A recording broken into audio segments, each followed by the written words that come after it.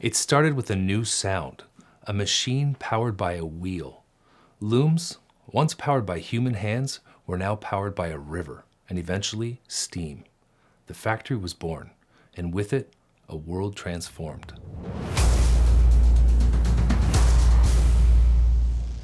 Once factories came on the scene, there was no going back. The genie had been let out of the bottle.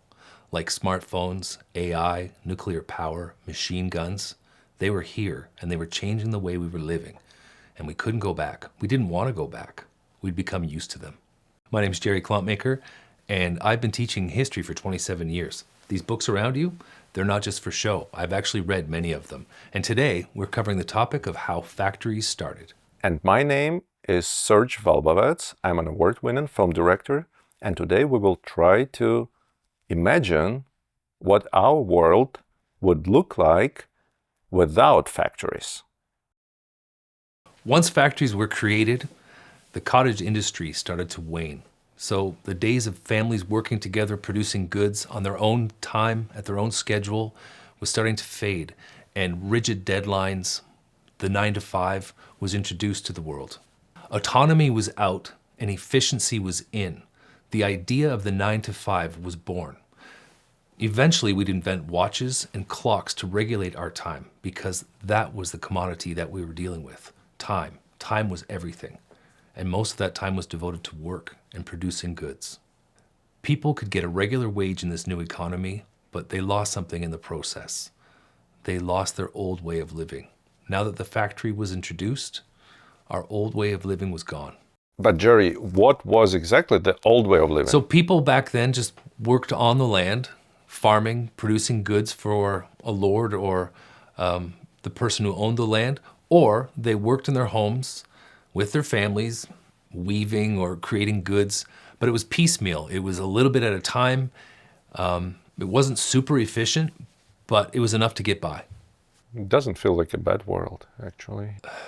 It was just a different way of thinking about the world. Like, the world that they lived in was just, they got by. They had free time. They produced goods. I mean, they weren't rich. They weren't like the kings, but they didn't expect to be. With the factory work, they weren't either, but they worked tirelessly in this new kind of economy. So they didn't have the free time, the leisure time that they did before. And as soon as they got the leisure time, they were too tired to enjoy it. Would you say the factories were the just a random invention that changed the world? Or metaphorically speaking, we can say that the world was pregnant with the idea of mass production? Well, there were looms and they had water wheels centuries before. It's just that they kind of all came together. If you think about like Elon Musk or Jeffrey Bezos or Mark Zuckerberg, some of the big entrepreneurial leaders we have now, these guys took things that were already there, the internet, book selling, the internet and like yearbooks, and they mashed them together and created something new that hadn't been seen before. John Lombe with his factory, he took a water wheel, he took the looms that they had in Italy, put a whole bunch of them together, and then in the process made something new. But I don't think he invented any of the factors of it or any of the parts of it. He just mashed them all together. What was good about what he did was he took these looms and he figured out how many do I need to have per floor? And how many people do I need to have working? And how much output do I have to have by the end of the week in order for this to work? So he had the logistics figured out. After him, when his patents ran out, other people were able to make that same kind of factory model using what he had learned. So he did the hard lifting. I think he was dead by 28. Not much of a life. And then his brother, Thomas, who took over after him, he was dead shortly after. So these guys, they hustled, they worked, they succeeded, and then they died. And then the rest of the world just copied that system that they sacrificed their life for. How it impacted the social order that we have in the society. So we create factories. By we, I mean John Lombe creates the factory, and people are working there, and it recreates the way we live, because now people have to move close to the factory to live. So then they're living near each other, and they're creating these false communities. communities of workers. Whereas before, communities were different groups of people working together to create this community. Now you have a community, I want to say an artificial community created around a factory where everyone had the same kind of experience. So there's a sort of a monoculture growing up around these factories. Now you have other people supporting the factory. You have other jobs, blacksmiths and what have you. But it's a new way of living. It's a new order. It's a new type of city. And it takes some getting used to. I don't even think we're used to it yet in our current city. I still think that we're still working out the kinks from the factory system that was invented all this time ago. One quote from the time was that the factory allowed us to have an income, but we lost our soul. What do you mean by that, we lost our soul? Just, they didn't know why they were working. I mean, in the ancient world, work was, and the word worship were together. You worked as a way of an output of who you were. And now people, what they were doing was they were just making stuff for somebody. It wasn't connected to who they were, what their values were. They were just making stuff to make money for somebody, and they trickled down and got a little bit of that money. I mean, in farming, it could be drudgery at times, but at least you're producing crops and watching them grow, and you're looking at the rain, and you feel the air in your face. Here, these folks are in crowded factories. The air is bad. The noise is bad. They've got little kids. They've got old people working with them. It just doesn't feel right. It was off. Like work was not, there was no pleasure to it. But why then a lot of people, historically we know the fact they were moving from villages, from their landlords, to factories, to big cities, and probably that's how like crowded cities were formed. So why they did that? So it implies that the life in factories was like kind of superior or more promising. It was consistent wage, money. They didn't have to worry so much about how the crops were going to go. They didn't have to, it was like running a business. Not everyone wants to run a business. Some people just want to work for somebody, have a steady job, a steady wage. So a lot of people took that route. They moved to this new community. They worked in this factory because it was guaranteed income and they could afford food and raise their family. In the 20th century, when the second industrial revolution happened, people moved to Detroit, Toronto, Montreal, New York, and they worked in these factories, but the rate of nervous breakdowns was like 20, 30% because they were so stressed out about their job and there was so little satisfaction in it. So I think it's, once factories are invented, there's this trade-off between satisfaction in work and a guaranteed income. In the early 1700s, in the town of Derby, England, lived a man named John Lombe, and he envisioned something that no one had thought of before. He thought of taking the beautiful, delicate, fine silk of Italy, bringing it back to England and producing it faster and better than they could. John Lombe's family traded this fine, delicate, beautiful Italian silk, and John wanted to figure out how to make it. So he went to Italy, to Piedmont, and went into a factory and learned their secrets. What was the secret from Italy? So the secret is the silkworm makes this cocoon, and this cocoon is one continuous string, and that's silk. So they would take this cocoon, they would put it in warm water, and then it would release. And then they would have one long string, very similar to like spider web. So it's a little stronger than a spider web. They'd have to take these silk cocoons, spread them all out, and then wind them together. This is the process that the Italians had done with their silk looms. And this is what John wanted to figure out. So he went there, not as a trader, not as a merchant, not as a visitor, but he actually wanted to get their secrets. But it was similar to how they did glass. If they knew you were spying, they'd kill you. So he risked everything in order to get this secret. And he had to sneak into the factory, work with them, they think, and somehow remember how these machines worked. And he had to draw the gears, he had to draw the spindles, he had to figure out everything and then bring it back and recreate it in a bigger capacity. Italy was far ahead in manufacturing and in factories development in general? Their machines worked a little bit better, and they made the silk tighter, and it was just the finest. They did the same with glass. They did the same with painting. The Italians just had this way of doing things.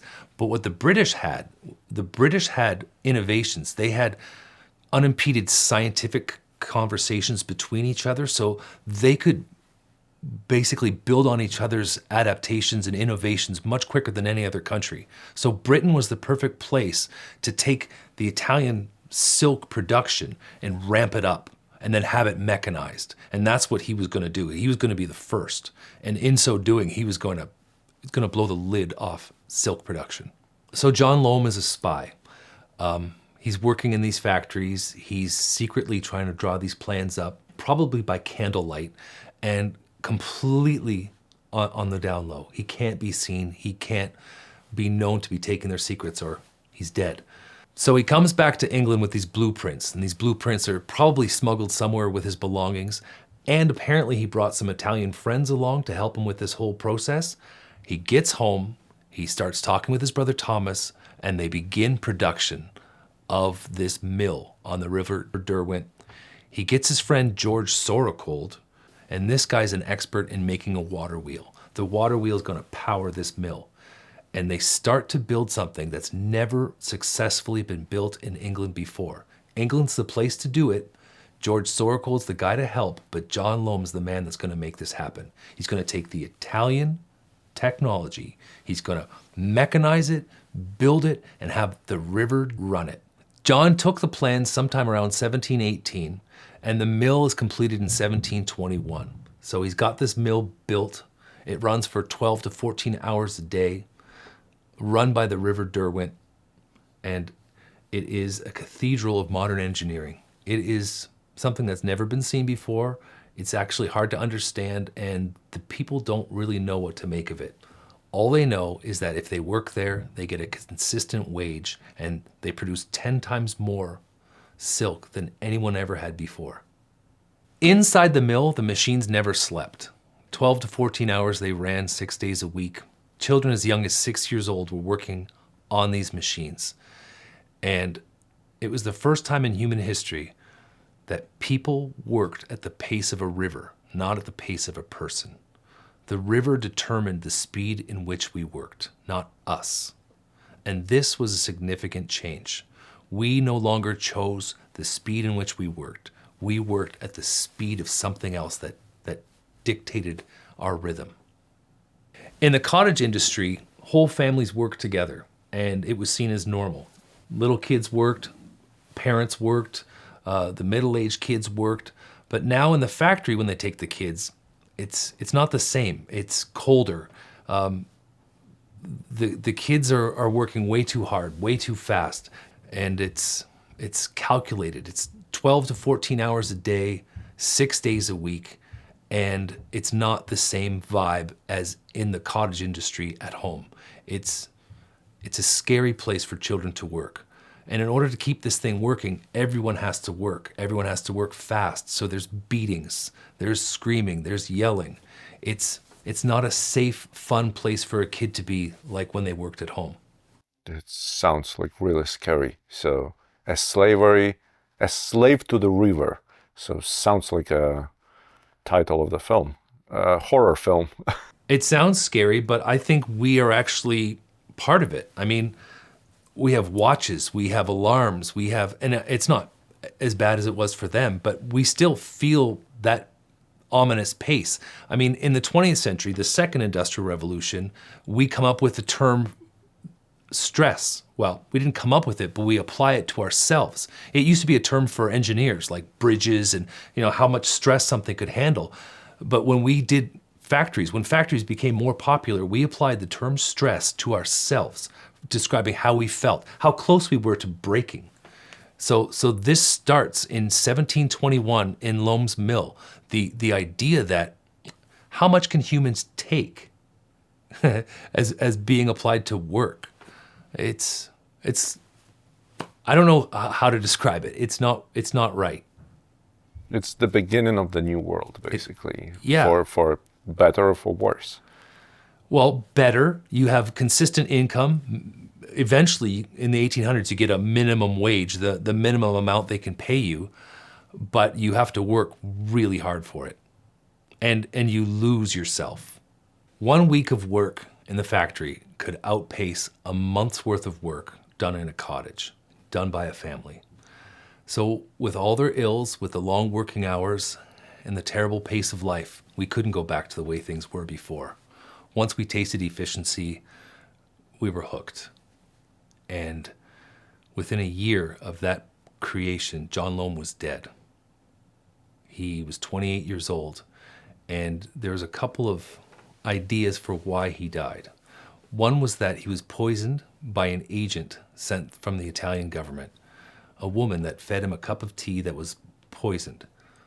Other people, interestingly, thought maybe the river killed him or the earth killed him because he had harnessed the power of nature and he had disturbed the flow of the river. I think it also speaks to how people felt about working there. They felt it was terrible, something that maybe the earth would want to pay him back or get revenge.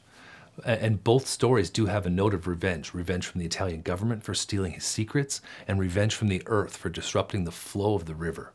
So you could kind of tell that people weren't in love with this guy, even though he had brought about a change that brought on the modern world, modern cities, modern production, and the way we live today. In 1721, on the banks of the River Derwent in England, something new was happening. They were building a building. It wasn't a church, it wasn't a temple, it was a machine. This building was for producing, and it produced silk faster and better than anyone else in the world. They took the secrets from the Italians, they mechanized it, they put tons of machine on this 5-story building, and they produced silk like no one had ever seen before. This wasn't a friendly building or a friendly machine. This was an obtrusive overlord that controlled the lives of everyone that worked there, even the owner. And what it was doing was producing goods at a rate that we weren't used to before. This was the first modern factory. And in order to keep it running, hundreds and hundreds of people had to work there and around it. So they had to move near it. And when they did, they made the modern European city, living around a factory, not around a church, not around a cathedral. People lived around a factory. The factory was the center of their lives.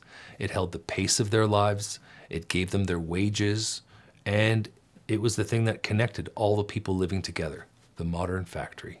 So that's why the industrial cities and the city centers, downtowns, are not looking that fancy as like European medieval cities looked like royal and stylish and classy. Yeah, the flex, the thing that they were most proud of in the ancient world, in the medieval and Renaissance cities, were the tall spires of the church. So you'd come to a city and, oh, there's the church. You knew where the middle of the city was. You could get your bearings. But now the factory is the center of the city.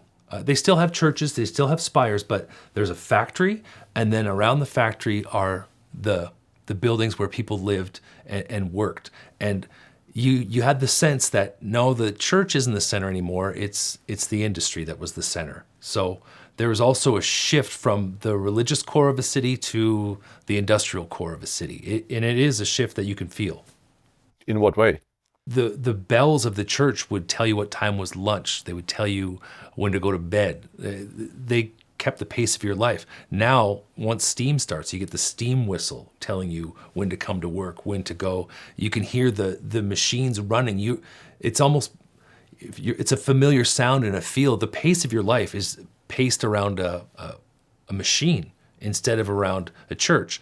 So now we are afraid that we will eventually serve the machine with the rise of AI, but turns out we already had that stage a long time ago where we are serving machines. I didn't even think of that. Yeah, it's true. Like, here we are working in factories complaining about the intrusiveness of AI when we're already controlled by machines.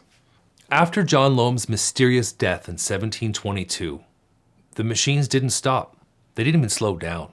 His brother Thomas took over, and under his control, they went faster. They produced more. and the Industrial Revolution was born. Shortly after Thomas took over, he also died. And when the patents for the brothers' factory ran out, others followed suit. They built their own factories using the same kind of mechanization, the same patterns, the same system. And these factories, they went up all over Britain, and others around the world started to copy them. This is the beginning of the first industrial revolution. This is when it changes everything. Like we have today with AI, you get little companies starting here and there, but eventually you reach this critical mass where it takes over and it's a new way of doing things. And that's what's happening after the Lombes die. The critical mass is reached, and we start to see factories popping up, creating things all over the world. And the world is not going to look the same ever again. No more cottage industries, no more simple farming. Mechanization is going to run every part of our lives. People around us today are really anxious that we are entering into some unknown world, like brave new world, right? So where we don't know anything, how to behave, what to expect. We're really anxious about that.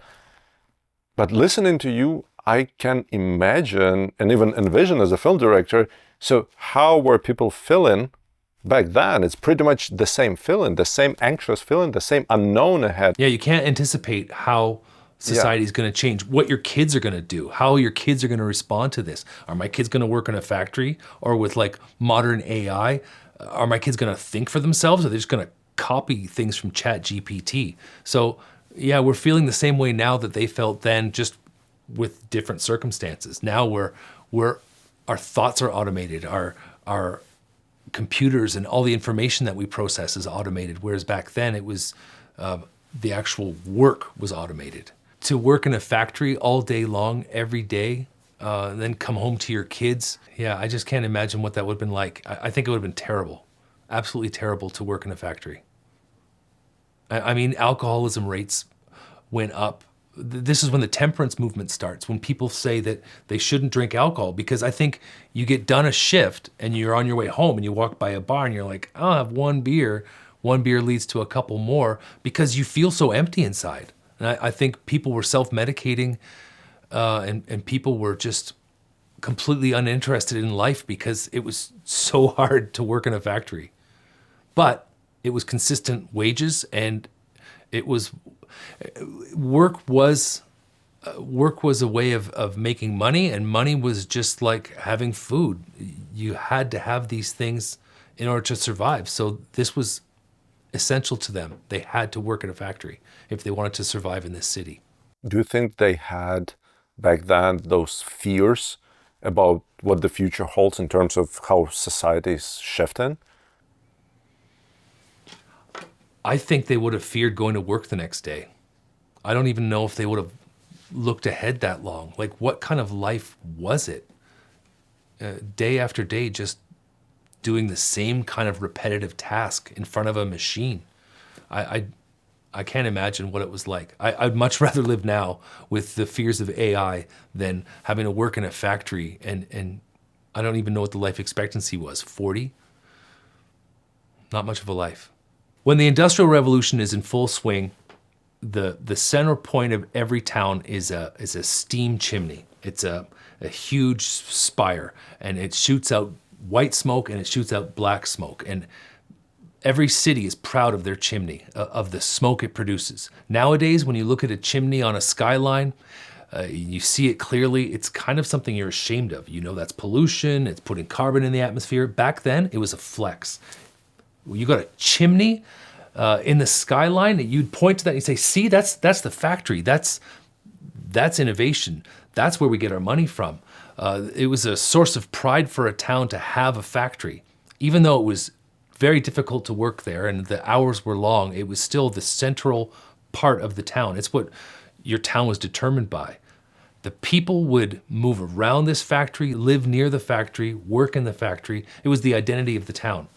Whereas in the old world, the church was the center of the town, and the owner of the town, the lord or the king or the leader, was the person who the town was centered around. Now it was a factory. So wealthy industrialists were the center of every town, not nobles or knights or lords. It was the rich people that were the powerhouse, the center of the town.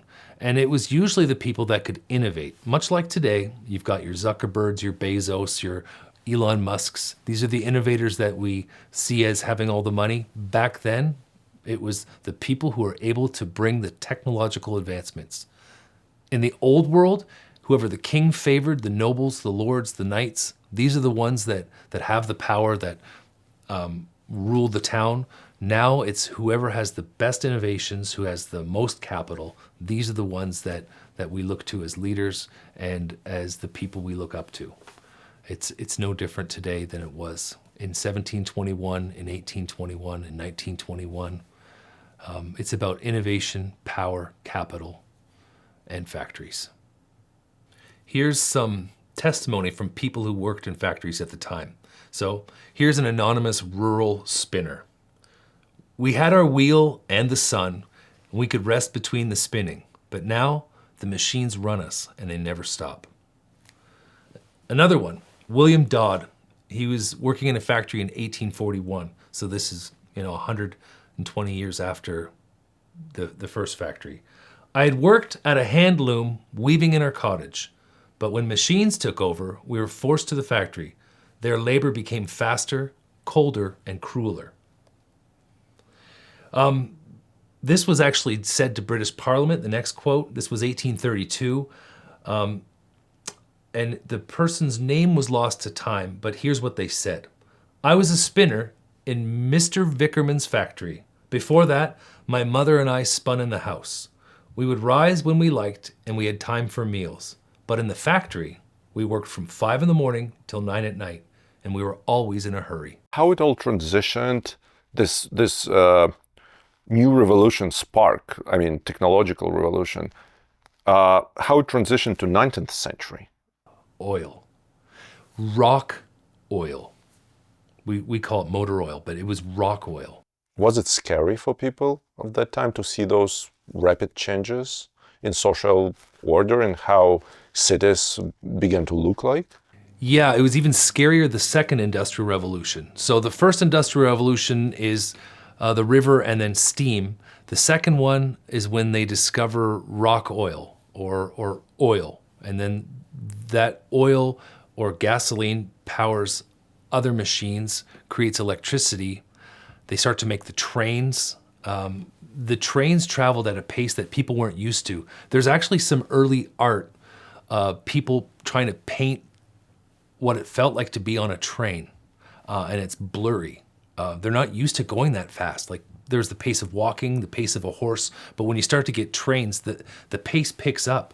And we forget what that would have been like, moving from slow pace to a fast pace. It was terrifying for people to see these things moving quickly. To take it to the 20th century, we invented a whole new musical style to account for how we felt living in these fast-paced cities. It's called ragtime. It's a precursor to jazz and to rock and roll. And it's this fast-paced music that we're now used to, that my grandparents thought was terrible music because it's just too fast-paced and crazy. It's normal for us, but so is the pace of life. I mean, I can hear my mother talking about driving through the city we live in, and it's way different than when she was little. And I think that we're always ramping up the pace. We're always going faster and faster. And every once in a while, the historian or the filmmaker has to sit back and ask, how fast is too fast? When did it get out of hand?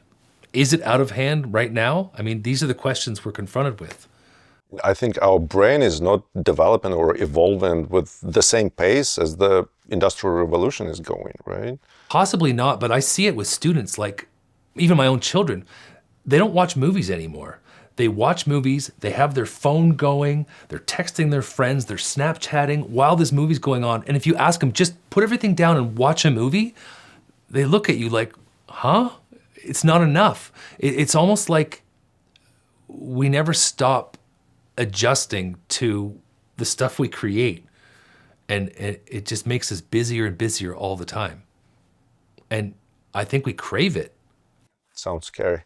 Yeah, one of my daughters, and she she treats it as normal. It's weird that I don't stare at my phone while I'm watching a movie because there's just so much going on. And it's true, this generation now, they have a lot of information that they have to process just to get at an idea of something.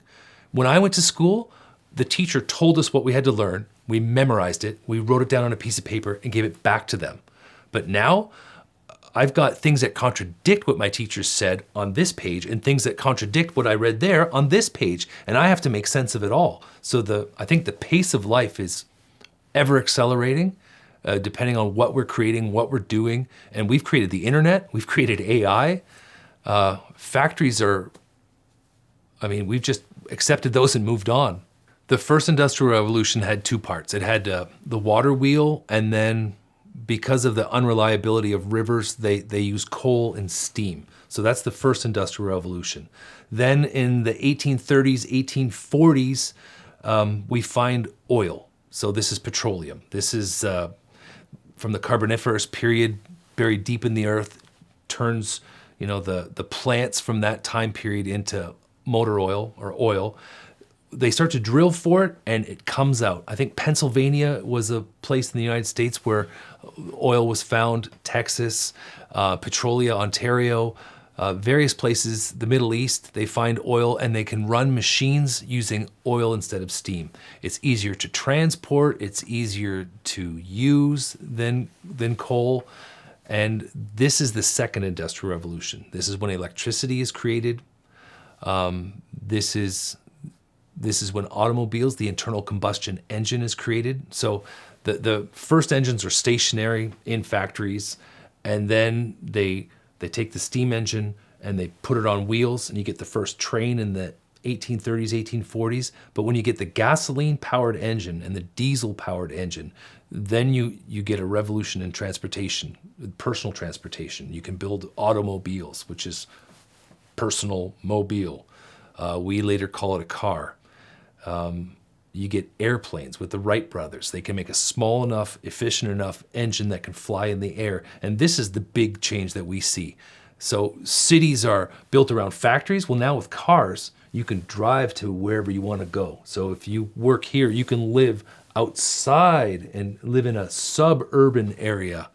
When airplanes happen, you can actually fly from one place to another. So this second industrial revolution takes all the innovation of the first silk mill, in that it's building a machine, but it's powered differently. It's powered more efficiently. They use the machines from here to build the machines that they used in the second industrial revolution. And this is what allows us to just keep innovating, making things smaller, making things better. We're using the machines we make to make machines that will make us machines. It feels almost like Isaac Asimov plot, like the machines are producing other machines, like robots are making robots. So is it something we are expecting? We're printing stuff from computers and then taking it out, and we have a usable, functional, whatever you call it. So I think we've reached that area where, machines are making machines, and we can even use AI to help us make things that we then print on printers. So we're at a pretty interesting time. I feel like we're getting close to Star Trek. The next generation, they have this machine in the wall, and you can just tell the machine what you want, it makes it, and then you have it. The Captain Jean-Luc Picard, he would ask for Earl Grey tea, hot, and it would be there. And when that happened, when they made that invention that they could just say what they wanted to have, there wasn't as much a need for warfare and for fighting for goods, because they could just print off whatever they wanted. Jerry, what you just said reminded me one interesting episode from my life. My second master degree is in economics. So I remember one of the first classes and lectures in the university, and the professor actually started with a very interesting statement. He said, if you won't remember anything about the economics, like down the road, remember this. And he just disclosed basically the philosophical definition of economics, which sounded like that. So economics is the science, basically, that researches the behavior of a man under the condition of unlimited demands, but limited resources. And if you think about that, it's just amazing. It explains everything, all competitions, all the wars we had. So we have unlimited demands, but limited resources. So now back to you, Jerry. So what if we finally have unlimited resources? And with the invention and the rise of the factories and the evolvement and progression, I think we are moving towards the unlimited resources because we have more and more resources around us. If that were to happen, I'm sure we'd find somebody to fight. I don't even know how to respond to that. Your quote from your master's economics program kind of hit me. Imagine, just for the sake of imagination exercise, imagine we are living in a totally virtual world, let's say with this metaverse uprising and stuff like that. So where we can generate like everything we want. We want to live in the royal palace, bam, and we are living in the royal palace. Maybe it will cost this skin of royal palace will cost us like 3 cents, right? So, and we're living in the royal palace. Everything we look around, we see like gold, and who wants gold, of course, but yeah, those royalties, everything. So whatever we want. So that's basically what, in my opinion, that's where we're moving in right now. I like this. I think we'd last 2 weeks before we got bored. I think there has to be a horizon. There has to be a challenge. There has to be. I mean, go back to the ancient stories. There's always a challenge. There's always something. It's almost like in us that we want to prove something or create something or find something or defeat something. So if we had unlimited resources and we could just print off or envision or live in some kind of hologram or in virtual reality, yeah, we'd get so bored. I think we need some kind of, I think it's part of what makes us creative and beautiful. We need something to challenge us and push us, or we become catatonic. We don't want to go on. But something that's really interesting is that after World War II, countries around the world were trying to get their independence. And one of the ways India, under Gandhi, wanted to get independent was they wanted to undo the Industrial Revolution. And there was a lot of hype about that. Like, why would you undo the Industrial Revolution? Go back to the spinning wheel. Go back to, that was one of the symbols, was the spinning wheel, to go back to a simpler time before the British, starting with John Lombe in 1721, the British started this factory production. And Gandhi in India is saying, let's get rid of it and let's go back to who we were before.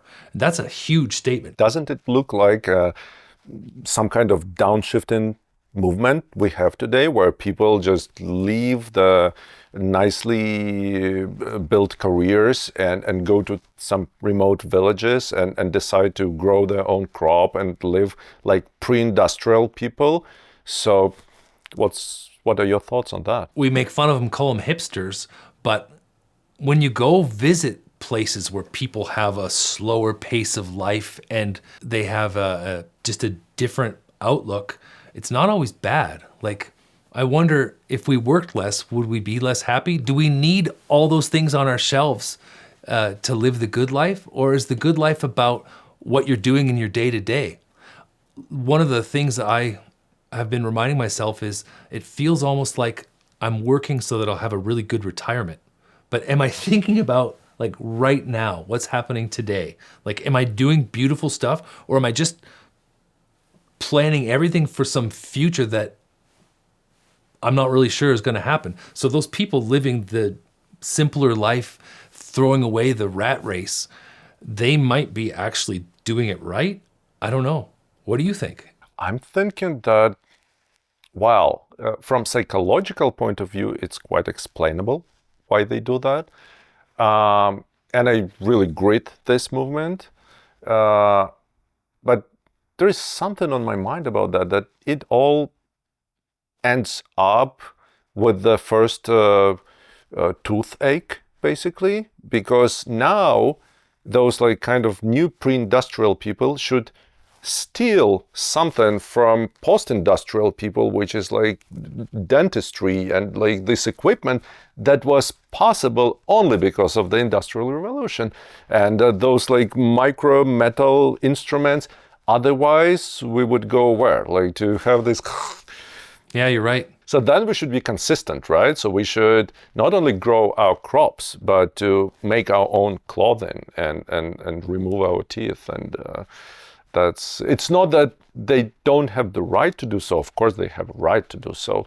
But I mean, we should understand, but we are still stealing from the results of Industrial Revolution. We still know that just in case something happens, we move to a big city and go to the hospital, or we just buy clothing, or we use automobile. Yeah, the first house I ever bought was a 1949 Victory home made after World War II. Closet was this wide for my wife and I. And that's because back even less than 100 years ago, it was normal to have one or two items of clothing. Clothing was expensive to produce, it was difficult. But now as we have factories producing fast fashion, often done in China or in other countries that have been producing fashion for us quickly, we have wardrobes full of clothing, lots of it. And that's because of the Industrial Revolution, but also because of the way we feel about clothing. So how the world changed because of that? In medieval times, to make clothing, you had to use a loom, and not a power loom, just a hand loom. So you'd run a thread through, push it up, put the next thread through, push it up, and you have all these other strings going this way, and you make fabric that way. So you're making all these pieces of fabric, and then you have to sew them together to make all the different parts of your outfit. There aren't stores in the mall where you can just buy fast fashion that we have because of industrialization. So Middle Ages, Renaissance, only the rich have more than 2 or 3 outfits. We probably only have 1 or 2 outfits, and they're very simple outfits, not super comfortable. So industrialization has given us a lot. We live like kings, but we work like dogs. What would the world look like if that revolution hadn't happened? How many people are on the earth right now? I know what to do. Oh, it's only 8 billion. Only 8 billion. What would the world look like if we didn't have the Industrial Revolution? The Industrial Revolution, like the farming revolution, thousands of years before it, what it does is it allows us to have a lot of stuff in an accessible area. So we're working really hard, but we have food production. We have access to food. We then can have more children. We can have more people. And then we mechanize food production. So we're not just working in silk factories. We're not just working in other such factories. We actually do this mechanization and apply it to farming. So now we can produce lots and lots of food, and our population starts to go up. But then we apply that same mechanization to medicine, to healthcare, and our death rates go down. So while our population's going up, our death rates are going down, and you can see it right at the second Industrial Revolution. Population goes almost straight up, and we've been doing it ever since. It's 8 billion now. It's probably above the absorptive capacity of the planet itself. And it doesn't look like it's diminishing any. It feels like it's going to just keep going up. So the Industrial Revolution, if we didn't have it, our population would have stayed low and stable. You can look at a graph of when the population climbed, it wouldn't have happened. So our population would still be down here and low. I don't know how many of us would be here if it wasn't for the Industrial Revolution, because the population would be so much lower. There'd be fewer people. There'd for sure be less pollution, but there'd be less creation. There'd be less innovation, less inventions. Would we have gone to the moon? No. Would we be at the bottom of the ocean? No. Would the world be cleaner? Yes. So there's so many trade-offs with the Industrial Revolution, but it was going to happen. If it wasn't Britain, it would have been France 50 years later. It's almost like it was bound to happen. We were going to get these machines working.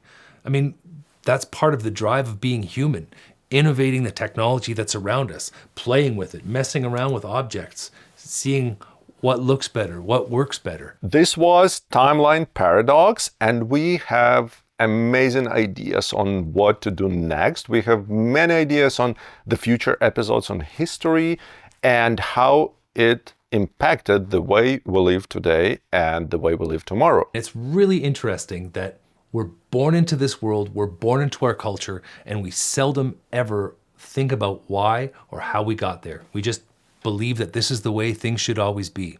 No, that was a choice.